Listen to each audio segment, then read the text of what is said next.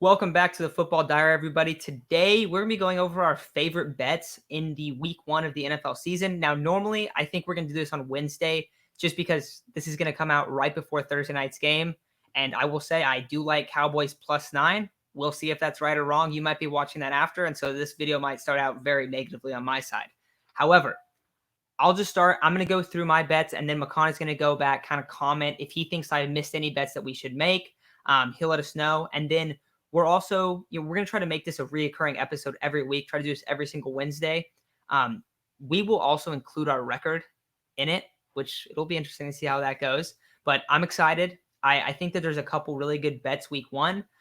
First one I will talk about is the Cowboys. Now, I don't think the Cowboys are some amazing team, but they're not getting, I think, I don't know, not the credit, but their defense is going to be a lot better than it was last year.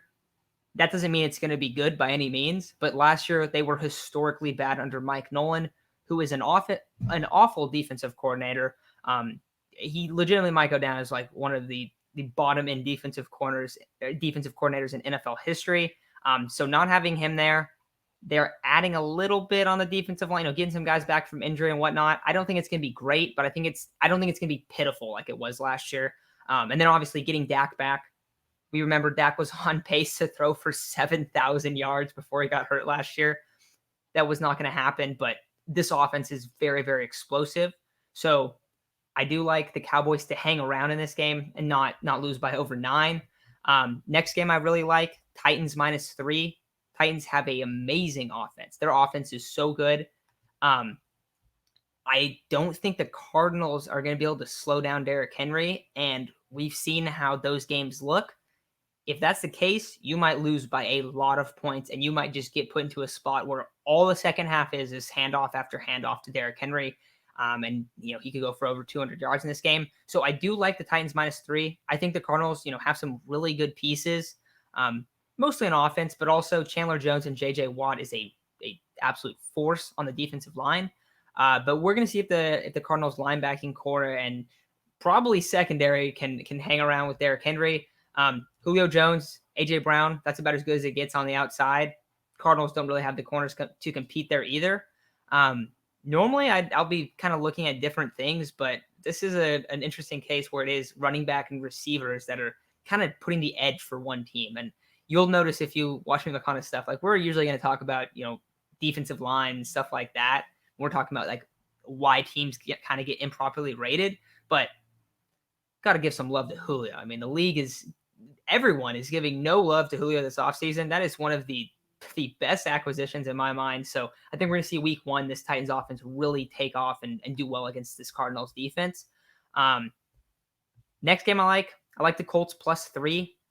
I think the Seahawks could win this game, but it's going to be one of those where Russell Wilson, pulls some amazing comeback off, and they'll win by like 1 or 2. It feels like the Seahawks win like 90% of their games by a point or 2. And the Colts are really good. They're going to be able to control the clock with their run game.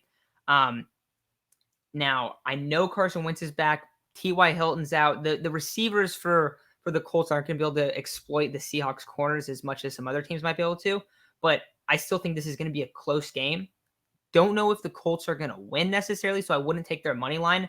But just the fact that it's very well could be less than a field goal game. Either way, I would take the +3 for the Colts in this game.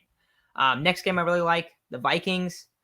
I saw, it was Bleacher Report, but I saw Bleacher Report post something that said that the Vikings are running back with the same team as last year, and that's their problem.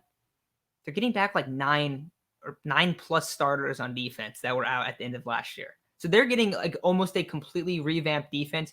Going to look a lot like the Vikings defense has in years prior to last year.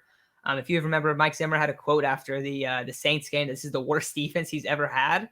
And while he might be throwing his defense under the bus a little bit, like they were bad. Like they were really bad last year. So they're getting guys back. Eric Kendricks, Danielle Hunter are the two big pieces there. Having those guys back is going to be huge. We'll see how Pat Pete is there as well. But really like the Vikings defense. And I think that Dalvin Cook is going to be someone that is going to be very, very hard for the Bengals to stop. I like the Bengals offense.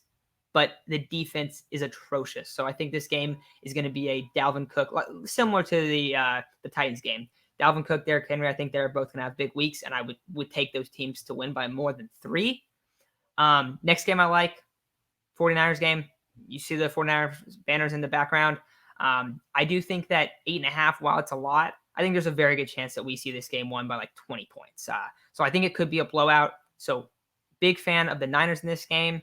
The one thing I'll say is a little bit concerning is that the Lions do have a little bit better offensive line than I think most people give them credit for. Taylor Decker, Penny Sewell, very formidable duo right there. Now, Penny Sewell, first game, he struggled a little bit in preseason, so it might be tough on him.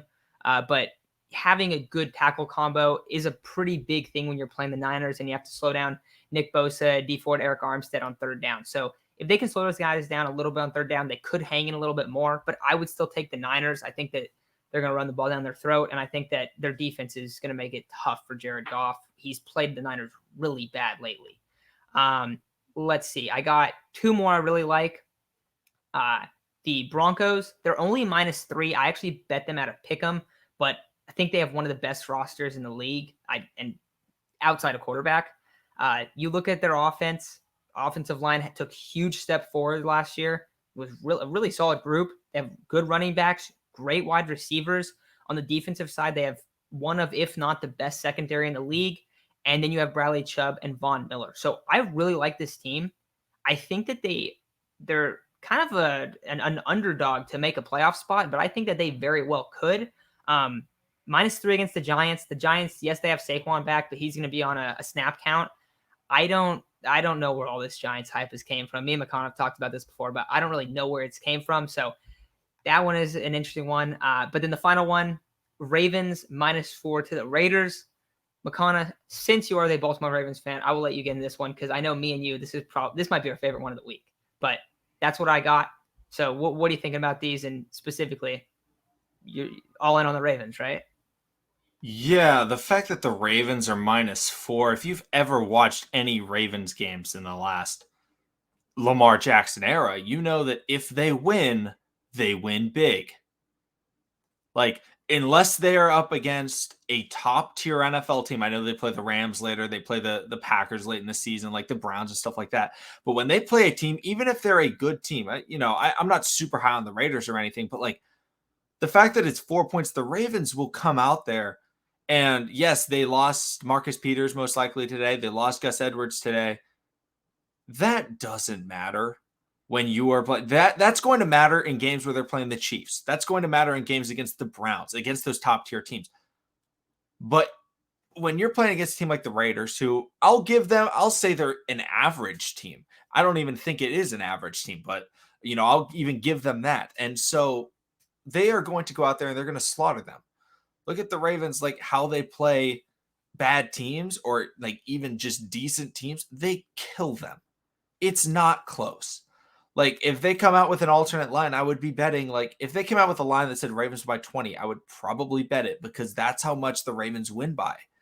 Their offense just scores consistently. And yeah, you may say, oh, their wide receivers aren't that good. Oh, the running backs are hurt. You know who's not hurt? Lamar Jackson. Lamar Jackson plays. You should expect the Ravens to kill the Raiders. That's all that you need to look at. Matt, I liked pretty much every single line that you brought up in this game. So when we tally up, kind of our record at the end of the week, we'll only tally up the games that we agree on, just for people that are watching. The only game that I would like to add was I do like the Packers against the Saints in week 1. I do think that that's a solid line. It's at about a 3.5.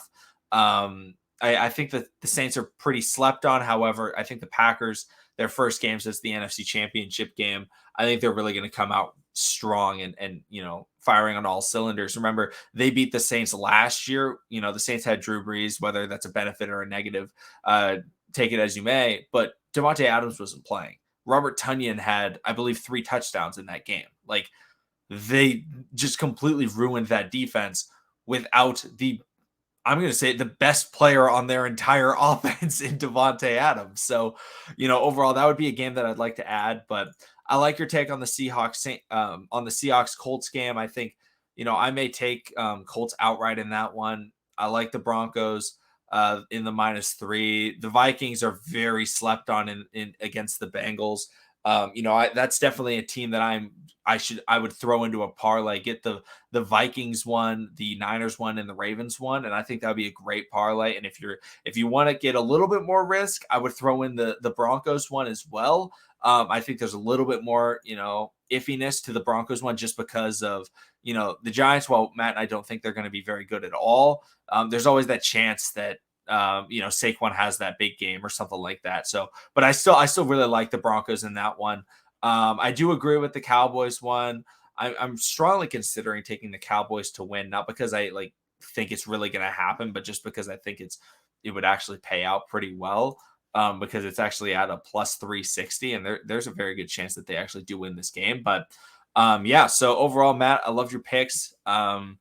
Everybody make sure to come next Wednesday just because we will have our record from this week so you can remember. It'll be in the thumbnail. You'll be able to see it very clearly, but obviously this is week 1, so we are 0-0. But thank you everybody for watching. Subscribe for more football content, and we'll see all of you again next time. Hopefully we're 1-0 with the Cowboys +9. But yeah, we'll see all of you again then.